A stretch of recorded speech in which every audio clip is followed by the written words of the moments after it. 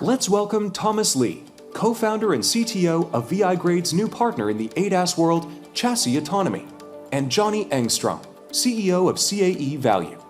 Thomas will provide an overview of their patent-pending steer-by-wire actuator and discuss the critical importance of their strategic partnership with VI-grade and CAE Value to accelerate product development towards mass production for the next generation of highly automated, fully autonomous vehicles.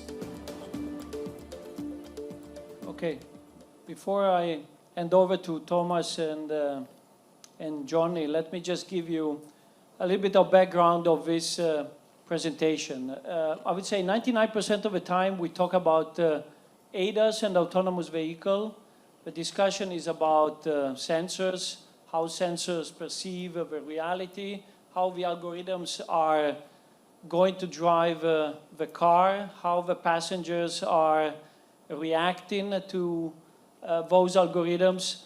And I would say most of us, at least me, often forget that also the chassis and the vehicle is going to a major transformation because of ADAS and especially because of the autonomy.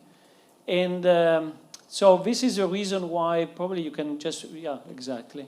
This is a reason why when I met this company, Chassis Autonomy, I immediately thought it was a good idea for VI-grade and also for our Nordic partner, CAE Value, to have a partnership with them. They are actually changing the way chassis will be driven, developing a new type of steering systems. And I immediately thought it was a great idea, as I say, to make a partnership and to work together in order to change also the way this kind of system can be developed, but also how this kind of system can be demoed to potential customers using simulation tool and using hardware-in-the-loop tools and the driving simulator. So we have signed a partnership with Chassis Autonomy and CAE Value, where I see a lot of synergies, really to change the way these systems are developed and demonstrated to potential customers. So I let you move forward with your presentation. Yeah. Thanks. Great, thanks Guido. So we'll run through an introduction on Chassis Autonomy, where we've come from in a short period of 18 months since we incorporated, where we are now, and our vision, where we're going, and how we can even start to think that we can challenge the big legacy tier ones, the Bosches, the Contis, the ZFs. I'll hand over to Johnny. He'll give you a little bit about CAE Value, the expertise, the competence, and why working with CAE Value. Chassis Autonomy VI-grade is just such a natural partnership. I'll then go a little into Chassis Autonomy, the technology, the fail operational steering systems that we're developing. And then we'll focus a little bit on the development process, the zero prototypes, and that's why we're all here to really push through the simulation. So a little bit on Chassis Autonomy. We're a deep technology startup, headquartered in Trollhättan, Sweden, with a division in London in the UK. We span out of a Swedish OEM 18 months ago, but actually our history and the technology that we're developing, that started in 2018. So in 2018, we were working for the Swedish OEM. We were tasked with developing or finding a solution for steering systems and braking systems, specifically for that autonomous vehicle you can see there. After a 3-month investigation discussing with the big legacy tier ones, it was very clear they either weren't willing to or were unable to support us with our mission. So we developed a new division within the OEM, and we started developing steer-by-wire and brake-by-wire specifically for autonomous vehicles. 2.5 years later, we achieved proof of concept with that steering system, fail operational steering system that's equipped to that test vehicle there, front and rear axle, and until quite recently that was still being evaluated around a test track up in North Sweden. We span off specifically that technology. We're an independent company. Really the vision is to enable autonomous mobility through the provision of fail operational actuation systems. We've had significant traction in the short period that we've been operating, significant government grants from the European Union, the UK, significant financial investment from private investors. We've got key strategic partnerships, is the one that we're talking about today. And again, that's significant traction, which means now that we're not just focusing on level 4, but we've got customers for level 3 applications. So we're developing and deploying the road wheel actuator with a hand wheel actuator for human-driven applications. That's something we didn't envisage when we spun off the company. But again, such is the traction, the technologies that we've got, there's demand, and we intend to fill that. So our original tagline was enabling true autonomous mobility, but now it's enabling true automated mobility because we're also looking into highly automated level 3 applications. So that's a little bit on chassis autonomy. I'll hand over to Johnny. He'll tell you a little about CAE, and then we'll move on to steer-by-wire. Thank you, Tom. So, hello everybody. In fact, I would like to start with a small story. Many years ago, 2005, we founded our company based on the vision to help our customers to extract as much value out of simulation as possible. So our customers were typically Adams users. I myself have used Adams since 1992. So we have a lot of Adams activities. We started with that in 2005. Then over the years, we found that our customers kept struggling with a couple of things. One was the fact that vehicle subjective experience did not always go hand in hand with the objective numbers from simulation. So that was a challenge. The other challenge was the conflict between different attributes, like vehicle handling would often go in conflict with vehicle NVH and durability and stuff like that. So lots of challenges, but then over time, 2 enabling technologies really came to light. One was the driving simulators by VI-grade. The other one was optimization technology, which is now sold by Siemens. We are partnering with Siemens as distributor for Heath MDO and Engstroem, and of course with VI-grade for driving simulators and the VI-grade technology. We also partner with Stackpole Engineering for tire measurements in the cases we do services for vehicle development. And obviously chassis autonomy, it's really exciting. We have a very strong technical team. We're about 20 people in the company. Most of us are engineers and simulation CAE engineers. So we have, over the time, we built a lot of experience doing 2 things really well. The first one is taking optimization and making it actually deliver in vehicle programs. So we took it from being mostly research activities to something you do on a daily basis. The other thing we do there is that we help our customers put that into actual work and automate their CAE processes. The second thing we do, which we claim really well, is to be able to model any vehicle in great detail according to what is needed in each phase of the vehicle program. So we do vehicle dynamics, NVH, durability, motion control, energy management, and stuff like that. And of course, we developed some in-house tools over the years to make our process more efficient. Over to you, Tom. Thanks, Johnny. So a little bit about the technology. When we remove the mechanical connection, either from the steering column or the brake pedal, we need to make sure the system is functionally safe. This has been talked about for the last 20 years. Technology is slowly getting there, but there's still struggles from the legacy tier 1s. But ultimately, our challenge is to develop the world's most safe actuation system, braking and steering. Our focus currently is on steering. So it's really underpinning the design, the concept by functional safety. To do that, we've assembled a world-class team. We've got the headquarters in Sweden, we've got an office in London, and we've actually got other engineers across Europe. So where we can't get the talent in our local division areas, we'll go elsewhere to make sure that we can get the best people in the world. So that's the world-class engineering team that we've got.